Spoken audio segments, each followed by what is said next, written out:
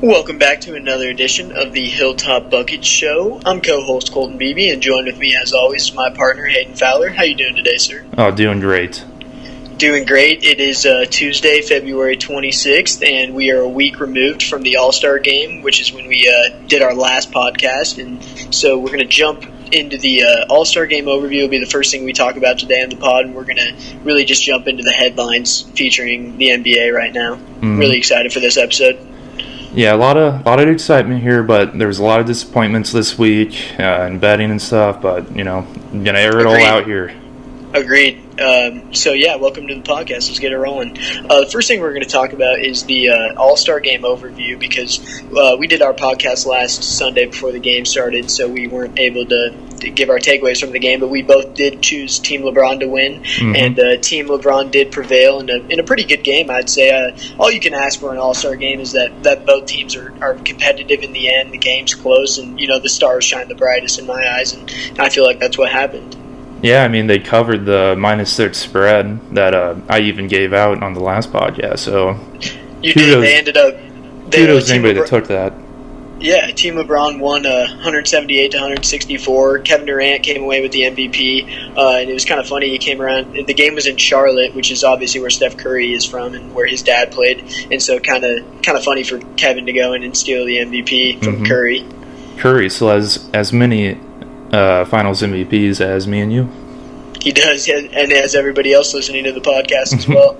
And Giannis, I would say Giannis probably played the hardest out of everybody, and if his team would have won, he probably would have won the MVP. He had a pretty ridiculous stat line and incredibly efficient, but for an All-Star game, when you're playing the way that Giannis plays and everybody else isn't really trying, it gives him a pretty clear-cut advantage in my eyes. Yeah, definitely. I mean, in the All-Star game, it's really like everybody... They say the first three quarters, everybody's just messing around, just getting shots up. And then the fourth quarter, they play hard to try to win the game. It really looked like Giannis just came out right away and just played with the same intensity like it was a regular season game. And that's what he said he was going to do. That's what he said when he drafted, too. He wanted to draft guys that were going to come out and play hard. But in the NBA, it's a star-driven league, and in the end of the day, LeBron's team had more stars, and that's why they prevailed. That's true. I mean, when you got a lineup of shooters like Harden and Kevin Durant out there, I mean, it's going to be tough. I was pretty happy with All-Star Weekend as a whole this year. I thought it was a good weekend for the NBA. I think televising the All-Star Draft was the best thing that could have happened this weekend. Oh, yes. Not to mention a LeBron or a Wade to LeBron alley-oop, which is something that every fan wanted to see at some point in the game, as well as I thought it was kind of ironic that Kyrie and LeBron and Kyrie alley-oop really iced the game at the end there. And then I don't think it can go unnoticed either. Damian Lillard came in the game in the third quarter and hit two of the deepest threes I have ever seen in a game. I mean, he pulled up from the logo nonchalantly on back-to-back possessions, and I don't think either of them touched the rim. He's lethal. Yeah, it's Lillard time, man. It is. But, the thing that kind of clouded the All-Star game, which jumps into our next topic, and this is something that, obviously, as a Knicks fan, I've been very aware of for quite some time. There was a video released of Kevin Durant and Kyrie Irving talking before the All-Star game, and they were in the hallway, and it appeared like Kyrie was, at some point in the conversation, was holding up two fingers or something, and some people were saying he was saying something along the lines of 2 max slots. That's just speculation. That they could just be they claim they're just good buddies having conversation, and that could be what it is at the end of the day. But us doing our job, we have to look into this, to be honest.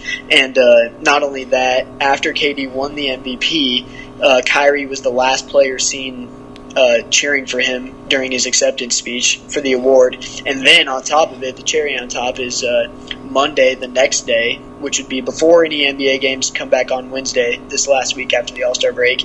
On Monday, they were both seen having dinner in Miami together, which was something that surprised me. Yeah, but I mean, what's your kind of takeaway on that video? Do you put any stock in that? Yeah, I mean, it's true, like 2 max slots. I mean, they should both go there. after a bit, I forgot what day it was, but after that video surfaced, Kyrie was asked about reporters and kind of sounded off on them, talking about it's his life and asking shit like this doesn't promote the league. And talk to me July 1st. I remember that one. Yeah. Yeah, and this is the breadcrumb of trail that I was talking about last week on the podcast when I said this is the same thing. At least in Kevin's eyes, it's the same thing that LeBron was doing last year, sending hints that he was going to the Lakers. Mm-hmm. That some people didn't want to pick up on. They thought it was just like non-basketball decision, wouldn't affect his basketball life. But what I'm trying to say is those basketball decisions do affect. Those business decisions do affect their basketball decisions. Oh yeah. And KD moving his businesses, the owner moving Clutch 35 Ventures, I think is what it's called, to New York City 2 weeks ago. Like that's not a joke. Like I can't make that. You don't make those things up, and those things don't happen by accident. And so I've been trying to tell everybody when the Knicks made the Porzingis trade to get rid of Porzingis and clear the cap space, I told everybody, relax, you can't judge this trade until the summer because I think the Knicks think that they have a legitimate chance to sign Kevin Durant, and I don't blame them because I think they do too. Yeah, I mean, that's a tough take. I mean, moving all of his business to New York doesn't just mean the Knicks, though, because there's another team there in New York City. What do you think about that? Right. But what do the Knicks? Like I've said before, what do the Knicks offer Kevin Durant that no other team can offer? They offer him the biggest, most loyal fan base in the NBA, and the chance for him to win a title that's bigger, that's as big, if not bigger, than LeBron's Cleveland title. Like the old saying in the NBA, how some rings mean more than others, and how LeBron's title in Cleveland obviously meant more than his titles did in Miami because it was for his hometown. Yeah. The Knicks haven't won a title since 1972.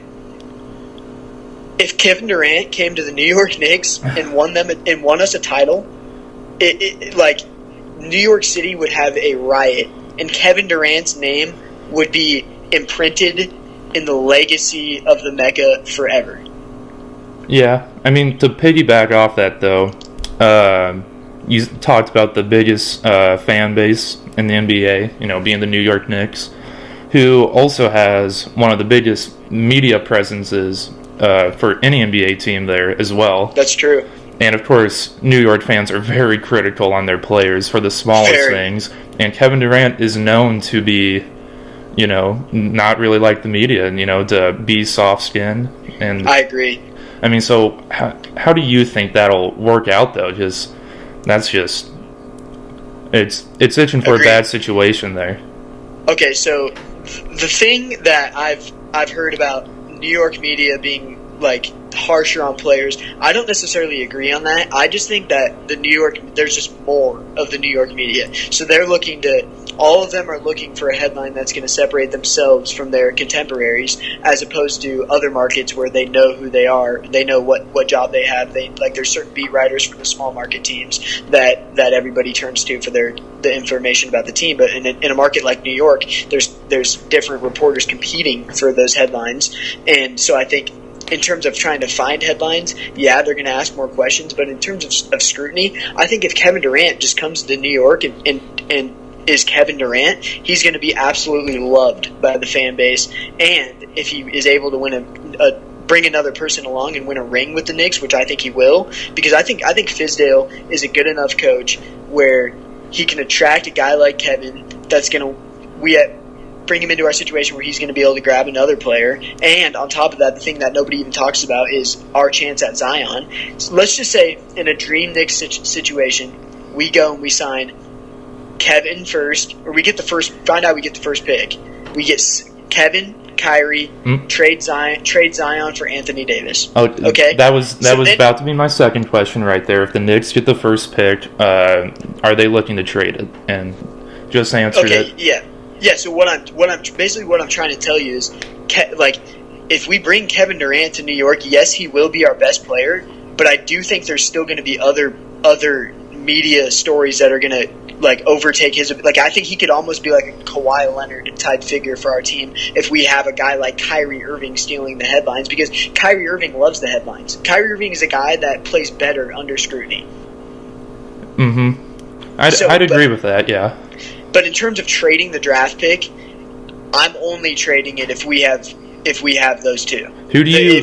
Who would you trade it for? For Davis. Davis is the only player I'd trade Zion Williamson for in the NBA. Yeah, okay. Okay, I got another question here for you then. Say KD doesn't go to New York. The Pelicans trade Anthony Davis to the Celtics. So Kyrie Irving feels like he can win a title in Boston, and he decides to stay. And so the Knicks just have the 2 open max slots, and nobody comes. And they traded away Porzingis. I mean, what do they do after that? Well, you hold on to whoever we draft in the lottery this year. Hopefully, it would be a Duke guy, Zion or RJ. So in that situation, if you're saying if we aren't able to sign a top tier free agent, what do we do basically? Yes. So I'll tell you what we don't do, because I can't tell you exactly what the Knicks would do in that situation, but I can tell you what, as a fan, they should not do. They should not go and sign Chris Middleton and Jimmy Butler to max contracts. Exactly. Don't sign Jimmy Butler. Don't sign anybody who's not a top 10 player, arguably in the NBA, to a max contract in my eyes, especially a guy that's not in his late 20s and has an unreliable jump shot, someone like that. Don't sign Kemba. I love Kemba, but don't sign Kemba to a max contract unless you have a guy like KD already on the team. If the Knicks swing and miss in free agency this year, just stick to the plan. Just keep our young talent that we have, our draft picks that we got from the Porzingis trade. Don't sell ourselves out for a playoff push. Just continue to tank and trust the process, just like Philadelphia did. Yeah.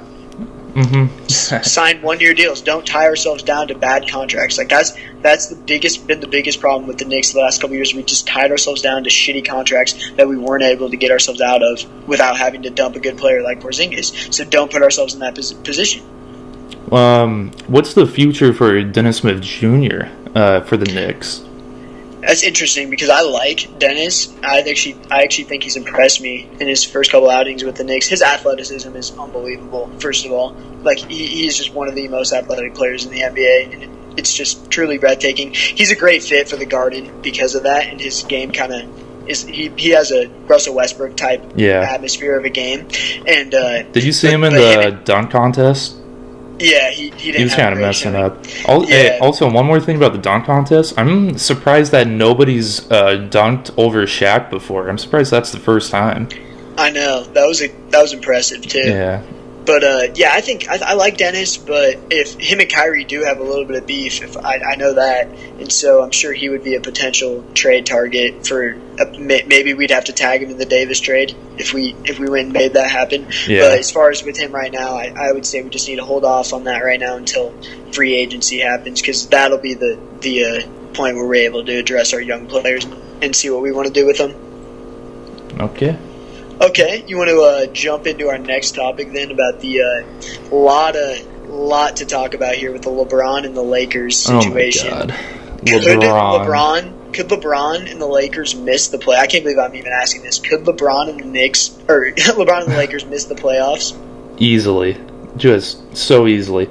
Okay. Agreed. The thing about LeBron that kind of drove me crazy this past week was him talking about the other Lakers and saying, is basketball the most important thing in your life right now? LeBron just recently made another show on The Shop, another episode, with Anthony Davis and Antonio Brown on there. Okay? He also has an album coming out, or I believe he produced on it with 2 Chainz, called Rap or Go to the League. Yep. And just released that Space Jam 2 is coming out, starring him. Yeah. I mean, come on. That's pretty hypocritical. I think what he's referencing in that statement, though, is the Lakers' young players reacting to the trade talks, obviously. but I understand the irony in that statement. Everybody knows LeBron's my guy, okay? LeBron's my guy. So I've actually had a lot of my friends texting me in the past couple of days and calling me, asking me what's going on with the Lakers. Are they really going to miss the playoffs? Like, is that going to happen?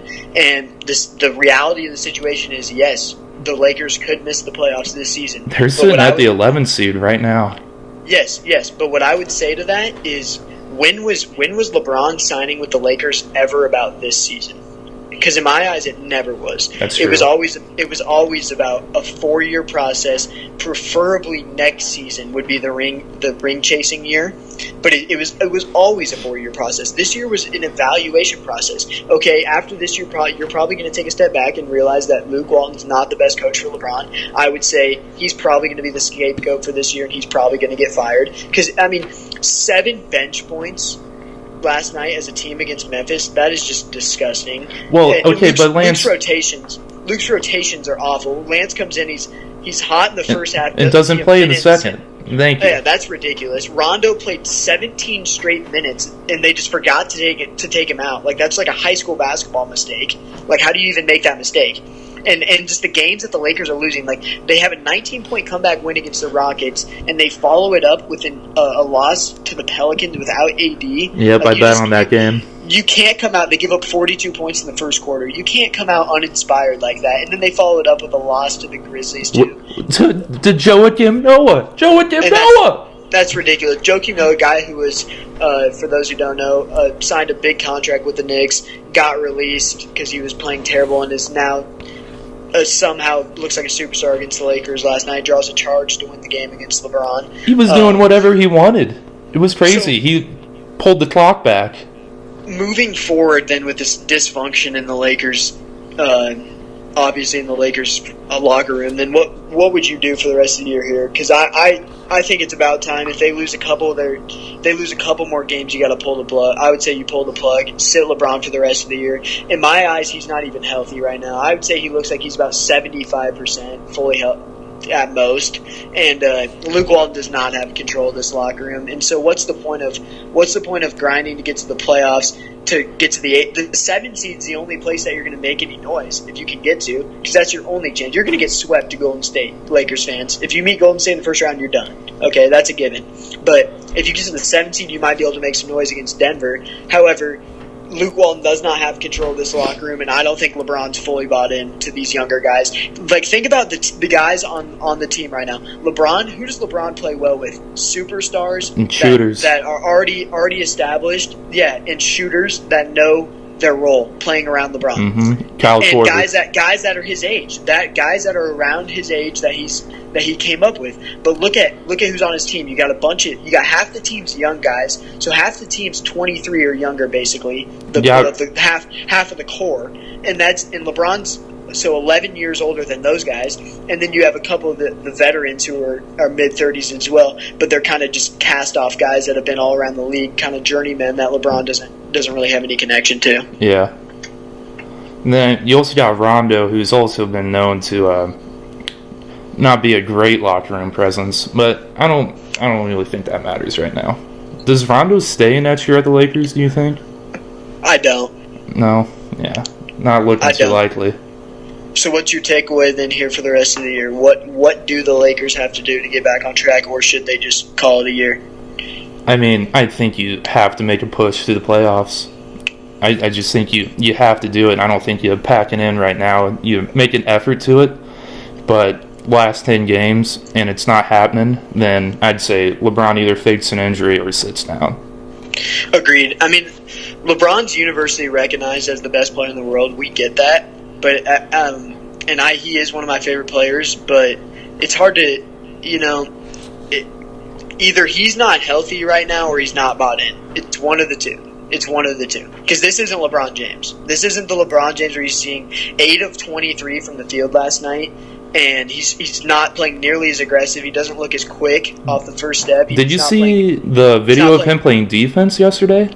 He's not playing as hard on defense. Yeah. That was a 28% free throw or 3-point shooter on that shot. So you do want that guy shooting that shot. But I agree, there was a couple more clips of him just not really trying, it looked like, on defense, and that's obviously unacceptable as the leader of the team when you're trying to show. You have to show these young guys. Then the part that ticked me off was after the game. He said, "Well, these young guys, they're comfortable with losing. They're used to losing. They're getting used to that environment." Well, all I'm saying is LeBron needs to step up and show those young guys the type of mindset that he's had for the last 15 years and get bought in and see if they can make a push. I agree. Because you don't want to – that doesn't look great on LeBron's resume to miss the playoffs in his first year in the West. I agree. For those who do know the NBA, obviously – they understand that he was hurt for 18 games. Obviously, the Lakers were fourth before he got hurt. But you're still in a situation where you have teams ahead of you that the Clippers, we don't even know if they're trying to win games right now because they want their draft pick. Exactly. So you have they traded away Tobias Harris. No way they're trying to win games right now. So all you have to get past is the Kings, who are 2.5 games ahead of you, who are led by a second-year player and a rookie.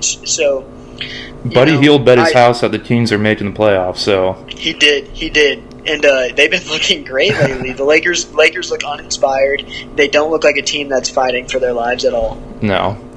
I mean, the playoffs start now for them, and they're just not playing playoff basketball. I mean, losing. Exactly.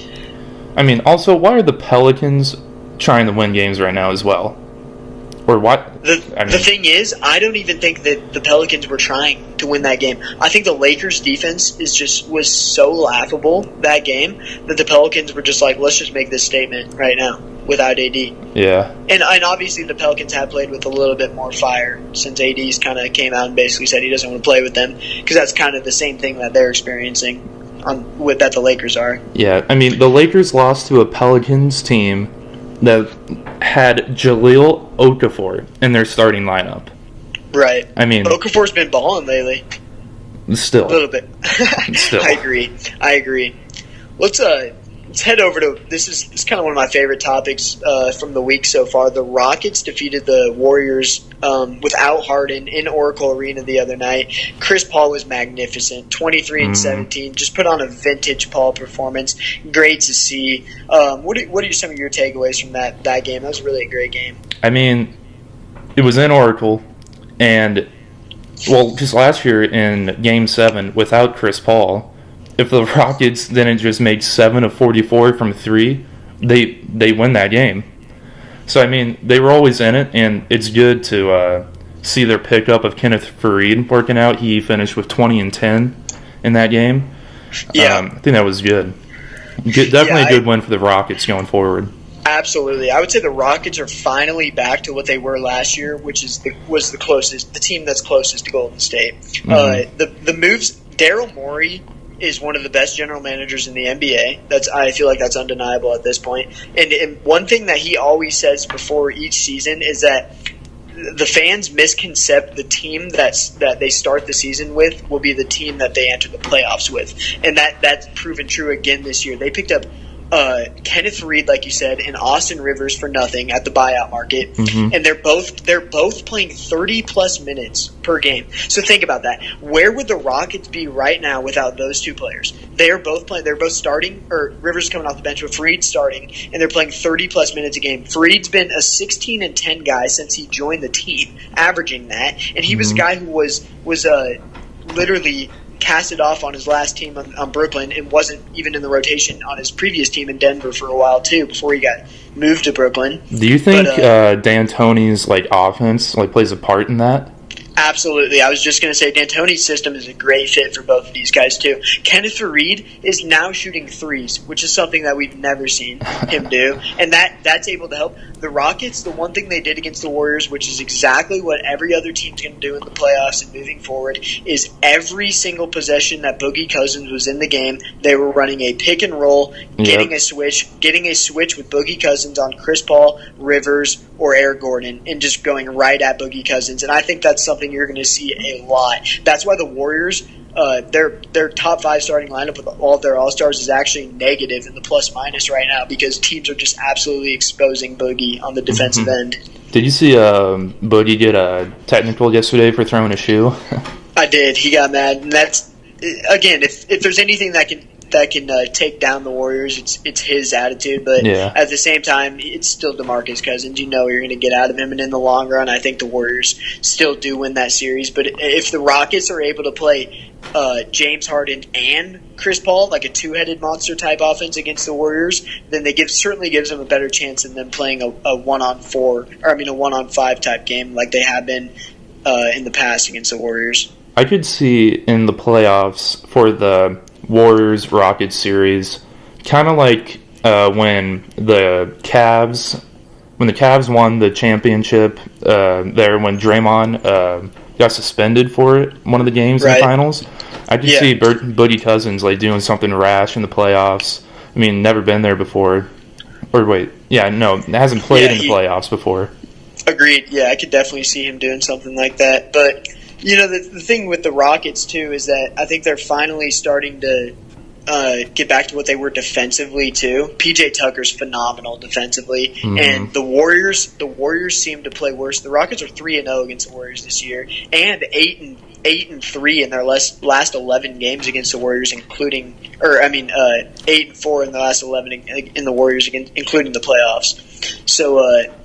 They match up pretty well. They're confident against the Warriors too. That's another thing. A lot of teams go into Oracle and they're scared to start the game, and then they come out and the Warriors are up 20-0 before you know it. But the Rockets came out and smacked the Warriors, and we're up 15-0 to start the game, and that's without Harden too. And they're just like, we're here, we're ready to play. And so I think that was a great thing for Chris Paul to come out and have a game like that, because there's been a lot of question marks about is he still the same player. But I think in big games he can still come out and give you that vintage line whenever needed. Playoff Chris Paul, man.